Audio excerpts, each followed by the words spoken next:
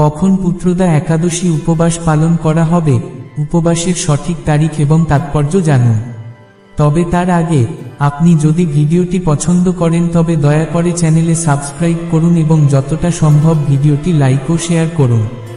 পুত্রদা একাদশীতে উপবাস করলে একজন ব্যক্তি সন্তানের সুখ পান, এর সঙ্গে সঙ্গে মানুষ সব ধরনের সুযোগ সুবিধাও পাবেন।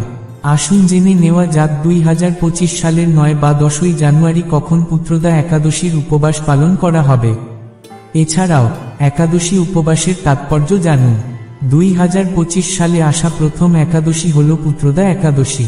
হিন্দু ধর্মে একাদশী উৎসবের বিশেষ গুরুত্ব রয়েছে, তবে হিন্দু ধর্মে একাদশী একটি বিশেষ তাৎপর্য বহন করে।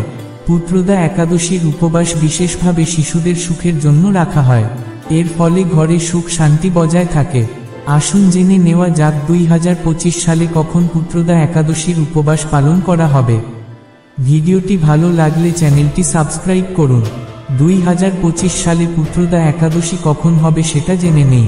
পঞ্চাঙ্গ অনুসারে পুত্রদা একাদশী তারিখটি 9 জানুয়ারি দুপুর 12টা 23 মিনিটে শুরু হবে এবং একাদশী তারিখটি 10 জানুয়ারি সকাল 10টা 20 মিনিট পর্যন্ত থাকবে।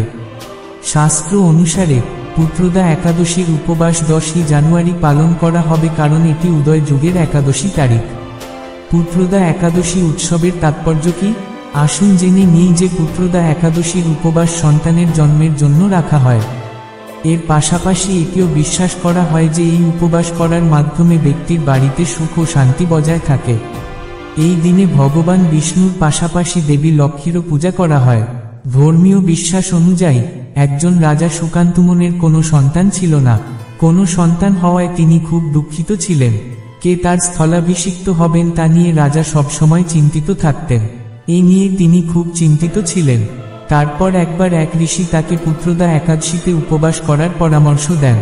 এরপর রাজা ও রানী উভয়ই পূর্ণ ভক্তির সঙ্গে এই উপবাস পালন করেন। উপবাসের প্রভাবে এবং ভগবান বিষ্ণুর অনুগ্রহে তিনি একটি সন্তান লাভ করেন। তারপর থেকে যারা শিশুদের সুখ চান তারা এই উপবাস পালন করতে শুরু করেছেন। প্রিয় বন্ধুরা, আজকের ভিডিওর জন্য এটুকুই। আপনি যদি ভিডিওটি পছন্দ করেন তবে দয়া করে চ্যানেলটি সাবস্ক্রাইব করুন এবং যতটা সম্ভব ভিডিওটি শেয়ার করুন। আগামীকাল একটি নতুন ভিডিও নিয়ে দেখা হবে।